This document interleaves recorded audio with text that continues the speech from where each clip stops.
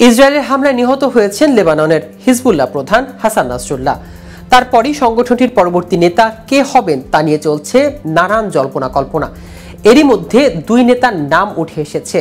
প্রথমত হাশেম সাফিয়েদ্দিন ও দ্বিতীয়ত নাইম কাশেমের নাম আলোচনা এসেছে।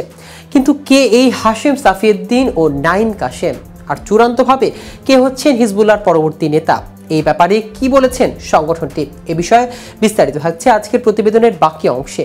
কেটিভি গ্লোবাল চ্যানেল থেকে আপনাদের সাথে আছি আমি মাহমুদুর রহমান সিয়াম। হিজবুল্লাহ নির্বাহী পরিষদের প্রধান হাশেম সাফিয়েদ্দিন পরবর্তী নেতা হতে যাচ্ছেন বলে জোরালো গুঞ্জন ছড়িয়েছে। সাফিয়েদ্দিন সম্পর্কে নাসরুল্লাহর ভাই হন। 1964 সালে দক্ষিণ লেবাননের টয়ার জেলায় দেইর কানুন এন নাহার শহরে এক সম্ভ্রান্ত শিয়া পরিবারে জন্ম নিয়েছিলেন সাফিয়েদ্দিন।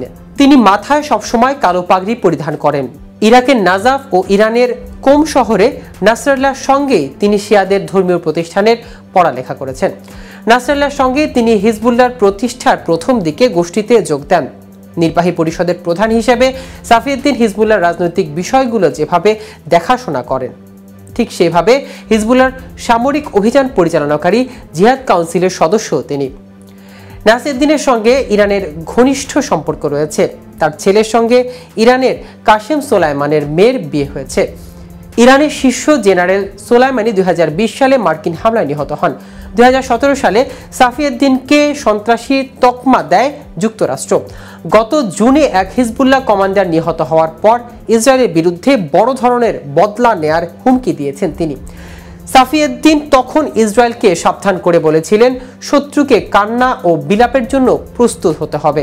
এদিকে হিজবুল্লাহর উপমহাসচিব হলেন নাইম কাশেম। তাকে প্রায় সময় হিজবুল্লাহর দ্বিতীয় ক্ষমতাধর নেতা হিসেবে ডাকা হতো।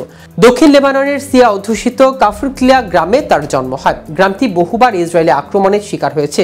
শিয়া রাজনৈতিক কর্মকাণ্ডে কাশেমের জড়িত থাকার দীর্ঘ ইতিহাস রয়েছে। 1970-এর দশকে তিনি ইমাম মুসা আল সদরে হারাকাত আল মাহরুমি আন্দোলনে যোগ দেন, যা পরবর্তী সময় সিয়া সংগঠন আমল আন্দোলনে পরিণত হয়েছে। পরবর্তী সময় আমল আন্দোলন ছেড়ে 1980-এর দশকে হিজবুল্লাহর গোষ্ঠী প্রতিষ্ঠার কাজে লেগে পড়েন তিনি হিজবুল্লাহর প্রতিষ্ঠা ধর্মীয় নেতা একজন ছিলেন। তিনি হিজবুল্লাহর শিক্ষা বিষয়ক নেটওয়ার্কের দেখভাল করেন এবং সেনাবাহিনীর পার্লামেন্টে গোষ্ঠীর কার্যক্রমে দেখাশোনা জড়িত রয়েছেন। তিনি গোষ্ঠীর শুরা পরিষদের সদস্য। 2005 সালে তার লেখা হিজবুল্লাহ দ্য স্টোরি ফ্রম ওই দিন বইটি বিভিন্ন ভাষায় অনুমোদিত হয়। বিশ্লেষকরা মনে করছেন নাসরুল্লাহ হত্যার পর নতুন নেতার নাম আপাতত ঘোষণা করবেন না হিজবুল্লাহ, কেননা ইসরায়েল এর মধ্যেই গোষ্ঠীর শীর্ষ নেতাদের হত্যা করেছে। নতুন নেতার নাম প্রকাশ হলে তিনি সহজে ইসরায়েলের লক্ষ্যবস্তুতে পরিণত হতে পারে। বিশ্লেষকরা বলছেন, সম্প্রতি রাদ ওয়ান ফোর্সের এক কমান্ডার ইসরায়েলি বাহিনীর হাতে নিহত হয়েছেন। সেনাবাহিনীর নেতা নিহতের কয়েকদিন পরই ওই কমান্ডার সেটির প্রধান হয়েছিলেন। এই ধরনের ঘটনার প্রেক্ষাপটে হিজবুল্লাহ এখন তাদের শীর্ষ পদটিতে কে আসীন হবেন তা নাও জানতে পারেন। হিজবুল্লাহ হয়তো নেতা বাছাইয়ের চেয়ে ইসরায়েলের গভীর তীব্র আক্রমণের প্রস্তুতি বিষয়ে বেশি গুরুত্ব দিচ্ছেন। তো দর্শক, আজ এ পর্যন্তই। সারা বিশ্বের নিত্য নতুন সকল আপডেট পেতে কেটিভি গ্লোবালের সাথেই থাকুন। ধন্যবাদ সবাইকে।